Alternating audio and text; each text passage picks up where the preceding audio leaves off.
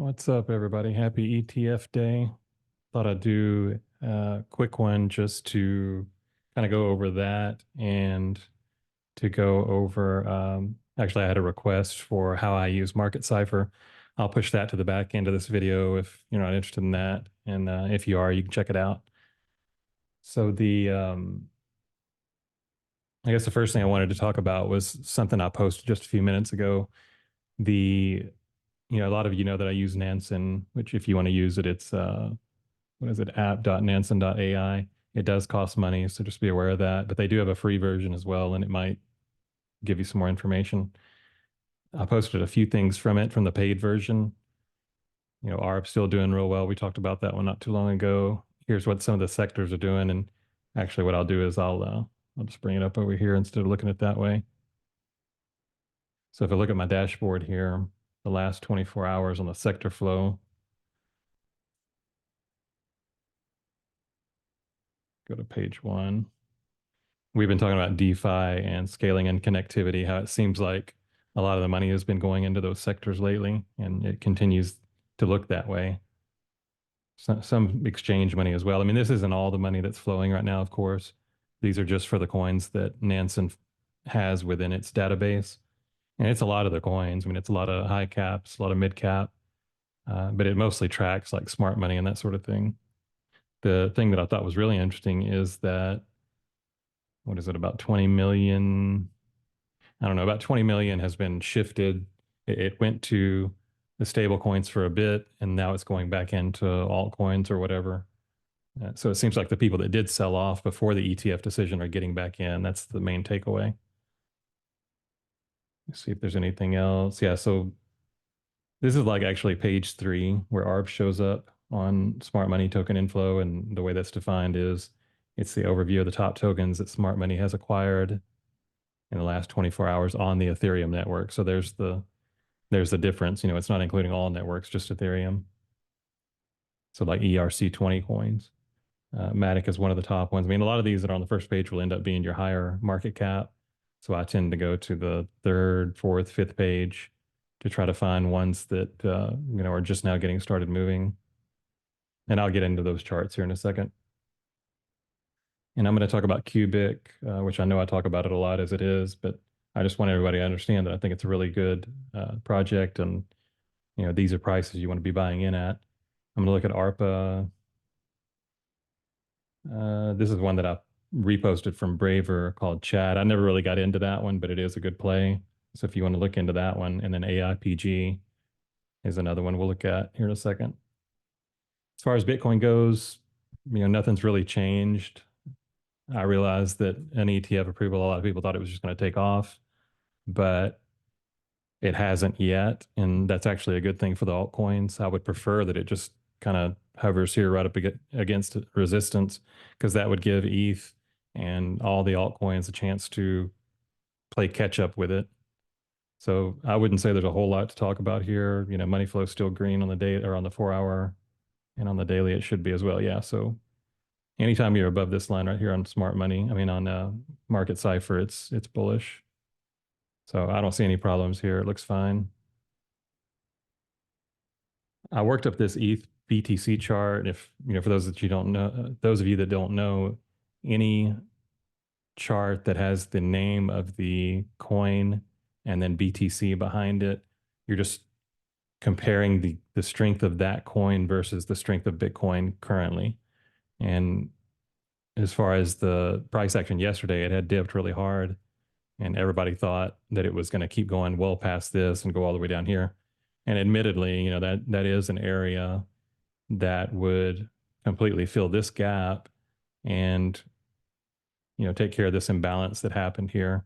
So it could happen, but I mean, from this engulfing candle, what it's looking like currently, which it still needs to get above this trend line, but from what we're looking at currently, it's a really strong move off the bottom. So I would have to think that the bottom is in on ETH BTC, and we'll just have to see how it reacts going forward. But the reason why I made this chart is to show the relation or the relationship of each of the past halvings and the last bottom, which I couldn't really get it on this one because this chart isn't old enough to show the, what would that be? The 2015 bottom. So it would be somewhere over here. But the main takeaway is these boxes are all pretty much similar. It kind of put in a sideways head and shoulder, which is not really one, but it looks like one. And then it put in one final bottom. That's what this is, one final bottom. And then it kind of, it's hard to see it here, but there, I think there's one there somewhere. And then it comes out of the bottom of this and it comes back up and it might, go sideways a bit and then come back up in, like after halving, I would suspect that it would get back up into that box. So I should really extend that.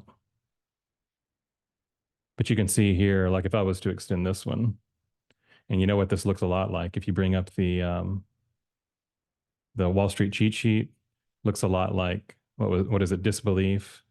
So it pops up real hard, all the alts run with it, and then it starts coming back down, and everybody's in disbelief, saying that the run must already be over, and then it takes off again. Did the same thing back here. So that's kind of what we're looking at. These cycles look like they're repeating once again. So if I was to put some lines on it or something, maybe something like that. I just suspect that it's going to use that bottom of the box as resistance there.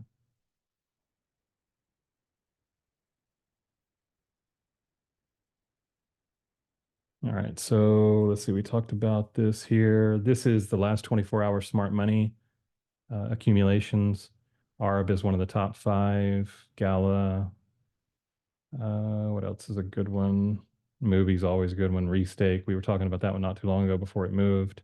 I never got into it though on Restake. Let's just see if we can find one that maybe people aren't talking much about. Oh, this is a crazy one here. This one called Troll. There's a guy on YouTube called Be Mighty that I've followed since last cycle. He doesn't do any charting or anything, but he made a pretty good call on Doge, I think it was, and he ended up calling this one, and I didn't jump into it because it was an older coin and it was a meme coin, and I just thought, well, newer ones would probably do better. But over the last 2 weeks before, well, he called it 2 weeks ago, and I think just yesterday it did a 40x total from that 2 week period. So it just goes to show you shouldn't fade things, even if you just throw $100 into it or whatever. If it's somebody you trust, just go ahead and take the trade. Here's Phi. I believe that's Fidium. We talked about that one not long ago, if that's the correct one. So it's up in the top one, the top coins here. Here's ENQAI. I think that one will do well going forward. That's another braver pick, by the way. And of course, ETH is going crazy right now. It finally broke out. Yeah, so a lot of meme coins looks like. I know this Doge one, there's some kind of Doge one mission where they're going to put a Doge coin in space or something. I can't really remember what it's about, but that's another one. I'm not in, but I've heard a lot of news about it.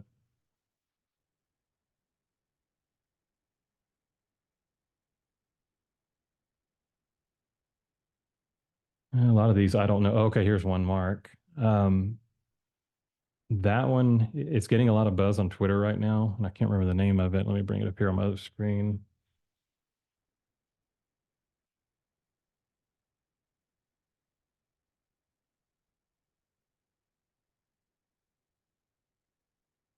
Is it Benchmark Protocol? No, that's the wrong one.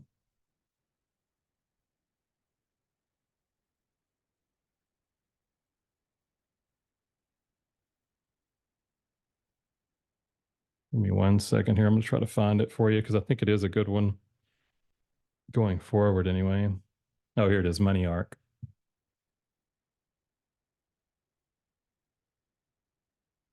Yeah, see, there's the same symbol as that other one.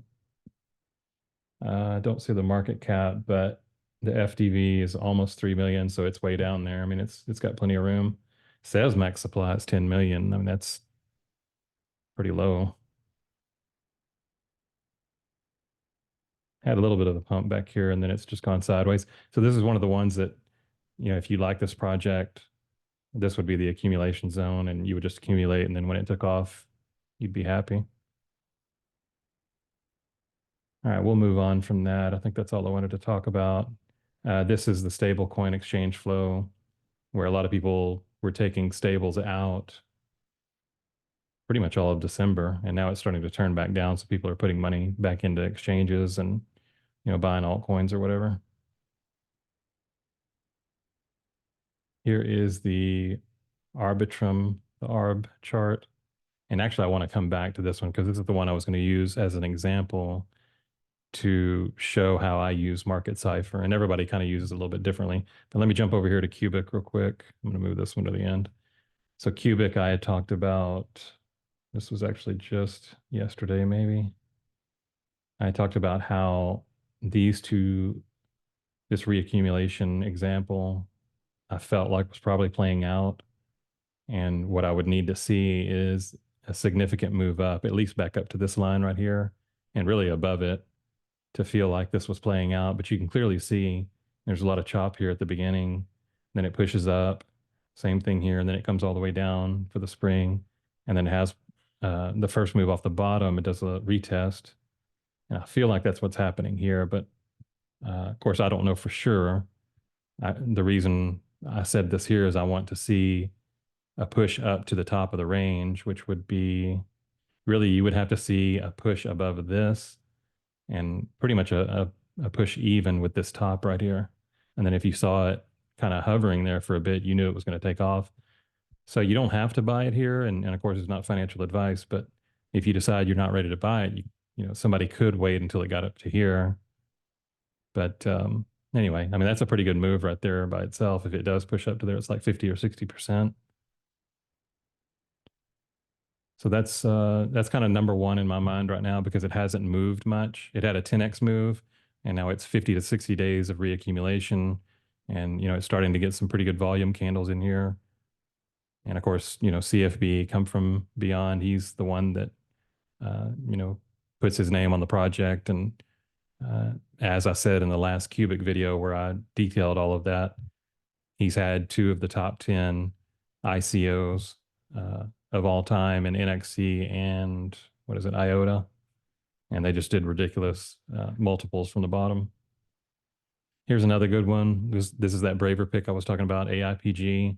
It is it's kind of like EWT, how it's an energy type token project, but it also has AI elements in it, and we know AI is big.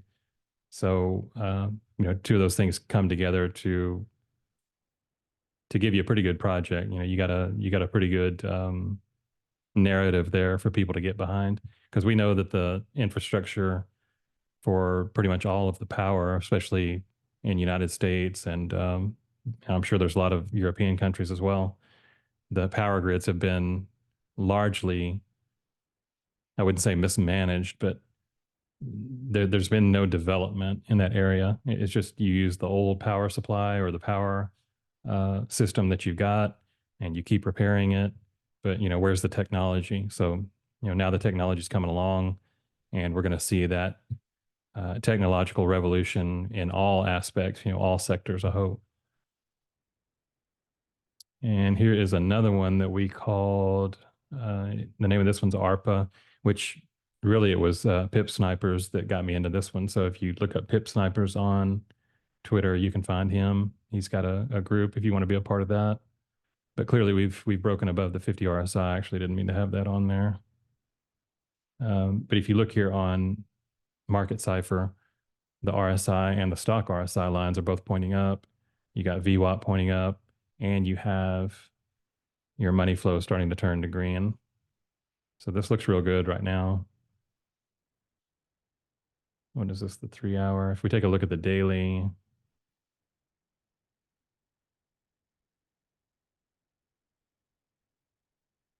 and then we put a volume profile here. Yeah, it needs to get back above, what, 068 or so. This point of control right here from the previous 2022, this area here. Actually, this is kind of what Bitcoin just went through. And, Bitcoin's all the way at the top of this right here.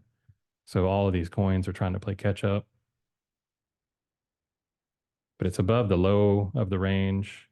I would think that it seems like it's bullish right now. So the next move would be up here to right around 9 cents. And then from there, it'd be 12 cents and all the way up to 26. So it looks pretty good. I mean, it's just been basing here and slowly working its way up. Looks a lot like XRP, to be honest. So it's not as slow as XRP, but it's not fast either. But I am seeing that the VWAP is turning up, as is the RSI and the stock RSI. So yeah, I still think it looks good for a further push up. Okay, so and yeah, there I was kind of going over what I'm looking for on MarketCipher, but I'll get into more detail here. So if we start, I'll just tell you, usually on like an older coin, I'll look at the 2021 price action first, like it may be way up here, and just see what it's been doing. Like maybe it's got a big rounded negative money flow. So I might be looking at something like this, and I'm just waiting for the money flow to start tapering down a little bit closer to the zero line, which, this right here in the middle is the zero line. And right here, I might have thought, yeah, it looks like it might be tapering, but then it popped back up temporarily. And so now, if I saw this where it was lower, like if you get down here, it's way oversold, but that doesn't mean it's just going to pop right back up because your money flow is still thick in the red. And so when you start seeing some bullish divergence there, all that is a momentum. If you're talking about from the bottom here, and you're looking for a bull div, you're just looking for a higher low in your momentum. And that's exactly what this is. So all of these were pretty much even. And then finally you got one that started looking like a higher low. And then if we keep going forward here, the money flow really got to where it was started to taper off a lot more. And VWAP back here was actually starting to move up as well. You could even call this right here from this point to that point. That was a bullish div as well. And look how it took off right after that. But there is another way to play it. I mean, you don't have to watch for those momentum waves if you don't want to, because they are real subjective and they don't always work out. On longer time frames, they do. But the problem is you end up missing the bulk of the move. Like see how, I mean, if you took this bull div, you did good. That was fine. But if you waited for money flow to actually cross to the green, you would have missed all this move. And really, by the time that it was easy to see that it was green, it was almost at the top of the move. So that's why the person that created this says to watch for these bullish divs like this and to make your play on whatever token you're looking at, make your play about 3/4 of the way into the red. But you have to make sure that it's tapering first. So right there, you would have been sure that it was tapering. But if you would have seen something like this, you could have marked it. Like say, mark this green dot right here because it was higher than this one. And so that was a bullish div. And you could have gone back to maybe, I mean, even a 12-hour chart would have been better. But see how this one, it crossed to the green temporarily, just went sideways for a bit. But even here on a 12-hour chart, if you would have played this red to green, then you would have caught a lot of that move right there. The only thing I don't really like about that is because it changed red for a little bit longer. It went red to green, and then finally got thicker. So you may have had to go down to like a 4-hour chart to really find the play. And that's the key. You can find the plays on the daily, the upcoming plays, maybe your money flow is really starting. Here, I'll go back to it. And this is not easy in real time, by the way. It's a lot easier showing it. But let's say you see something like this and you're thinking, especially if you see this right here, but you're thinking, well, it looks like if I was to take a line here, money flow is definitely, seems like it peaked here, had a smaller peak here. So you could use that as a bull div as well. But overall, you're just saying, okay, it looks like it's starting to taper off. And then once you do that, let's say you use that one right there. We'll get rid of this one. Then I'll go down to the 4-hour and I'll find where I have that mark and I'll just investigate on the 4-hour a little bit more. And we can see on the 4-hour, we were still thick money flow. So there's no reason to get into it yet. And at that point, what I would do Like if I see this right here, I would just wait. I mean, because money flow still hasn't peaked here, so there's no reason to even consider it. I'm just waiting and waiting. Here, I'm getting a little bit more interested, but it doesn't look like it's ready just yet because it's curling back up. Now here, the VWAP had a big, big move, and you got a bull div. Actually, you got three bull divs in a row, or two, sorry. So here to here, that's a bull div. Here to here, that's a bull div. So right here, that would have been a good entry. And I'm not even looking to see what happened at the or see what happened on the price action yet. But if I mark that and get rid of this one now, and let's just say I go ahead and make my entry there. Let's see what happened. So it did come down a couple times and actually came down a lot more. So see that's a good example how I mean you if you were scalping here, yeah, you could have made a little bit, but how would you have known where to get out? So that was basically a failed trade, and you could have had a stop loss here, or you could have just stayed in. But what you would have done at that point is you'd have just let it play out some more. And it looks like this is starting to taper down, and you still got a bull div from here to here. And so you enter at this point right there. I mean, it's not perfect every time. You're just using the information that you have at the time. So now you enter right here, what you feel like is the bottom, and let's see what happened. Yeah, see, that's a massive move. I mean, you would have easily, even if you just kept this play, or even if you would have taken your stop loss there and gotten in here, you would have easily made that money back. But see how the money flow didn't cross green until here, and that's fine. You could have just played the money flow on the 4 hour, but sometimes it lags as well. Just know that. But this is a really good play here. And in hindsight, I mean, it makes you look like a genius in hindsight, but in real time, it's very difficult. So it takes a lot of practice, is what I would say. And then as far as where to get out, I mean, at the very least, you could have stayed in.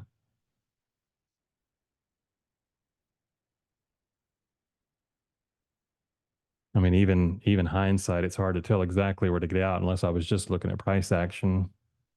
You could have just gotten out here. I mean, this would have been an easy play. Just get out when it first does a red, green to red move, which would have been right in here somewhere. So even with that, that's a 38% spot move, which is really good. But you can see right there, there's a little bit of red. Anyway, that's kind of how I use it. If you go down to like an hour, it really depends on what time frame you're playing, right? I mean, if you're more of a swing trader, then you're going to want to use like the daily and the 3 hour possibly, or the 4 hour. So the daily is just to kind of look and see, okay, what's my market structure look like? I've been going sideways for a long time.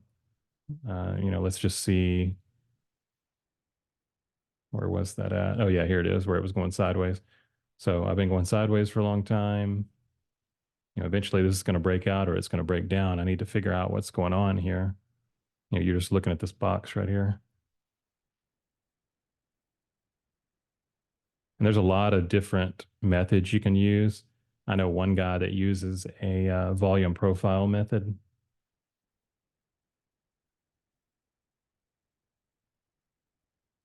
And so if you're in this range, you're looking back over here to see what the volume did at that time to find where most of your point of control was. And that'd be kind of right in this line, this red line right in the middle. So that's where most of the volume was taking place during all this. So that's where most of your resistance would be over here as well. And if you wanted to play it that way, you could just wait until you got a breakout right there. And usually when you get a breakout, you're going to have a pullback. So if you waited a few days just to see if you got a pullback, then you could have entered right here. And that would have been perfect. It's a perfect retest of the breakout. How would you have been able to know for sure? Well, you could have easily just put a mark, maybe even right here before the breakout, and go all the way back to the 4 hour. And look how the 4 hour, yeah, it was green here and then it crossed down to red, but that crossed back up of the red, stayed green for a long time. And so the way you could have played it was just, if you played the breakout after the retest, is you just stay in until it turns red, which it hasn't yet. And that's why I'm still in it. Somebody could have seen this tapering down possibly or been worried about the ETF news, but clearly it broke back out again. And there's no, this momentum wave, You can try to predict the future just to see what it's going to look like. Just say, okay, maybe it's just going to roll over like that. And eventually the green may turn to red. We could look at the 1 hour currently also, just see what it's doing. And it turned red temporarily back when a lot of people were selling right before the ETF, but it's back green. It's very bullish up here. Like if you looked at the RSI, and this is another way to do it, if you want to just study how it works best for you, take a look at the RSI and see how it reacts to, what the momentum waves and things are doing. Because of course, if you're in the 70 range, over 70 on RSI, it's overheated, but it's also very bullish. So you don't want to be playing around with your position, at least until it comes back down below the 70 line, and possibly, wait until it gets below the 50 line. But that's usually where it has a big drop. So just be careful with that. So I hope that makes sense. I'm not the greatest teacher. I don't really attempt to be a good teacher of it. I just show what I do. And currently, money flow is coming up on it. If we were to look at something else like ARPA, money flow is thick in the green on the daily, 4 hour. It's turning green on the 4 hour. And then the hourly, it is green. And that's the difference. The lower time frame you go, the more of a scalper you are. So you'd have to be saying, okay, I have to be willing to sit in front of my computer pretty much all day if I'm going to scalp these quick trades like a 15-minute trade or something. If you're more of a busy person and you can't be around the computer all the time, then I would definitely stick to like a daily chart combined with a 4 hour or an hourly chart. Hourly, I wouldn't go under that. But if you're at the computer all the time, you can try to trade these lower time frames with MarketCipher and be very successful, but you better be good at it first. You got to do a lot of practice first. So if that makes sense, if there's any questions on that, feel free to ask me if I didn't explain anything well. Maybe one day I'll do some live trading on like a minute or a 5-minute chart, and we'll just try out some different things and see how it works. Because it really is all about experimentation. You just got to see how it works best for you. Okay, hopefully that makes sense. And I know I just said that 3 times in a row, didn't I? All right, well, y'all have a good day, and we'll just see what happens with the ETF for the rest of the week. There is some speculation that things really could start popping off after hours today or by the weekend when there's not as much volume. So we'll watch for that, and we'll talk again about it. I might do another video this week, but more than likely it'd be next week. All right, take care.